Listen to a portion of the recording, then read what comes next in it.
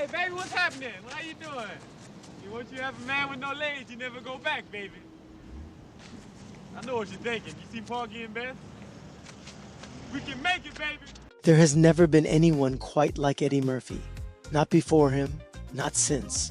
And I am not just talking about comedy. I am talking about range, timing, cultural impact, dramatic depth. A career that spans 5 decades and is still not fully appreciated for what it actually is. Today, we fix that. Let me tell you a story about how Eddie Murphy got to Hollywood, because most people have never heard it told completely. In the early 1980s, a script called Black and White was being developed at Paramount Pictures. The story of 2 men whose lives get swapped, one rich, one poor. The studio had the perfect cast in mind: Richard Pryor and Gene Wilder, fresh off Stir Crazy, one of the hottest comedy pairings in Hollywood. Pryor would play Billy Ray Valentine. Wilder would play Winthorpe. It was done. Then Richard Pryor set himself on fire. Not a metaphor, not a story. Richard Pryor, freebasing cocaine, severely burned himself. And just like that, the film had no lead. Paramount looked around and suggested a young kid from Saturday Night Live. His first film, 48 Hours, had not even been released yet.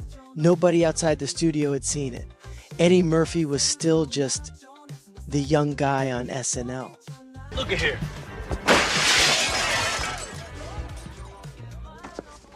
Fucking heard of him now, man? I don't know what the hell you're talking about. Or maybe you wouldn't mind if I looked around for a little while then, huh? I don't give a shit what you do. But the test screenings had come back on 48 Hours. Audiences loved it, loved him specifically. So Paramount reversed course. Give us Eddie Murphy and give him to us now. Now here's the part of the story that tells you everything about who Eddie Murphy was, even at 21 years old. When he agreed to take the role, he had one condition: he wanted Gene Wilder replaced too, because Wilder was Pryor's partner, and Eddie Murphy refused to spend the rest of his career being compared to Richard Pryor, even though Pryor was his biggest inspiration growing up. Even though stepping into Pryor's role was already an enormous comparison to carry. He did not want half the separation. He wanted a completely clean slate, his own film, his own partner, his own identity. That is not the move of someone filling a vacancy. That is the move of someone who knew exactly what he was building. So on the first morning of shooting Trading Places, Eddie Murphy sat down in the makeup trailer next to Ralph Bellamy and Don Amici, 2 of the most decorated actors in Hollywood history. Bellamy said, "This is my 72nd film." Amici said, "This is my 56th. And Eddie Murphy looked at both of them and said, "Boys, this is my first ever." It broke everybody up. And then he went out and owned every scene they shared together. So what happened after Trading Places? 48 Hours comes out, massive. Trading Places comes out, massive. Beverly Hills Cop in 1984, $316 million on a $14 million budget. 3 films, 3 years, all enormous hits. Shortly after Trading Places, Paramount signed Eddie Murphy to a $25 million 5-picture exclusive contract. One of the biggest deals ever given to an actor at that point in history.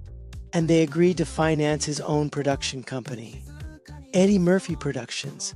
He was 23 years old. That is not a career beginning, that is a takeover. People call Eddie Murphy a comedian, and yes, the man is one of the funniest humans who ever lived. But watch Coming to America and really pay attention to what he is actually doing. He is playing Prince Akeem. He is playing Clarence the Barber. He is playing Saul, the old Jewish customer. Different voices, different physicalities, different ages, different personalities, all in the same film, all convincing. All funny in completely different ways. That is not just comedy, that is character work, that is craft.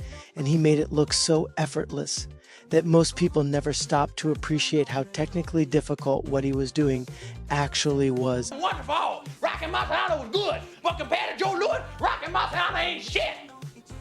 He beat Joe Louis's ass. Now, here is what most people completely missed about Eddie Murphy. And this is the part of the conversation I really want you to sit with. The man could act, not perform, not be charming. Act. That is life. 1999. Eddie Murphy and Martin Lawrence playing two men who spend 65 years in a Mississippi prison for a crime they did not commit. It is funny, it is painful, it is warm in a way that breaks your heart.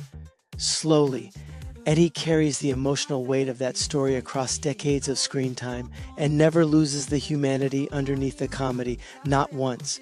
Most people slept on Life when it came out. I want you to go back and watch it, really watch it. And then there is Dreamgirls. Music is supposed to sell. Look, don't worry about it, Jimmy. We'll find you some new material. All right, look, Dina, I want you to meet this guy out here. And about the shirt, you should lose it. It's messing up your image. Eddie Murphy as James Early, a man watching his career, his relevance, and his dignity all slip away at the same time. He was nominated for a Golden Globe. Many people genuinely believed he was robbed of an Oscar nomination. And if you only knew Eddie Murphy from Beverly Hills Cop and Coming to America, that performance probably shocked you. But it should not have, because life already showed you he had it. The instrument was never one note. We just were not always listening to all of it. Oh, honey, you don't need to be doing that stuff right now. Come on, brother, it's Christmas. Jimmy, baby. Here's what I want you to understand about what Eddie Murphy actually meant, beyond the box office numbers. He was the first black superstar of the modern Hollywood blockbuster era. Before Will Smith crossed over into action, before Denzel owned mainstream drama, Eddie Murphy walked into Paramount Pictures boardrooms in 1984 and negotiated final cut, top billing, and his own production company, and got all of it because the numbers demanded it. He did not wait for Hollywood to decide he was worth investing in. He made himself impossible to say no to, and then he took everything on the table. And Coming to America, a film he produced and shaped creatively, put a version of Africa and Black excellence on screen at a major Hollywood budget level that had never been done before. The palace, the culture, the dignity, no stereotypes, no compromises, his vision entirely. That matters, not just for 1988. It still matters. Now, yes, the 2000s were rough. Norbit, Meet Dave. The critics were not kind. But here is what I think nobody said clearly enough at the time. Eddie Murphy did not lose his ability in the 2000s. He lost his material. There is a significant difference between a performer declining and a performer being given scripts that are beneath them. One is permanent, the other is just a bad run. Dolomite Is My Name in 2019 proved it. Coming to America in 2021 proved it again. The instrument was not broken. He had just put it down for a while, and when he picked it back up, he came back completely on his own terms. No apologies, no reinvention, just Eddie Murphy, reminding the world of what Eddie Murphy actually is. That is not a comeback. That is a legacy that never went anywhere. There will never be another Eddie Murphy. Not because nobody tries, because what he did required a specific combination of timing, intelligence, physical comedy, dramatic range, cultural weight, and pure natural charisma that cannot be taught and cannot be manufactured.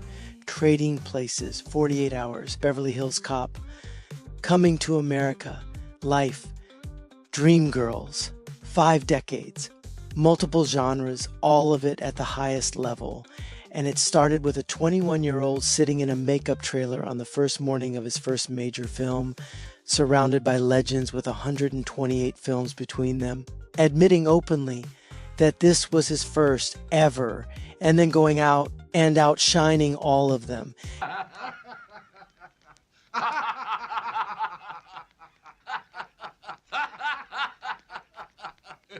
You want me to break something else?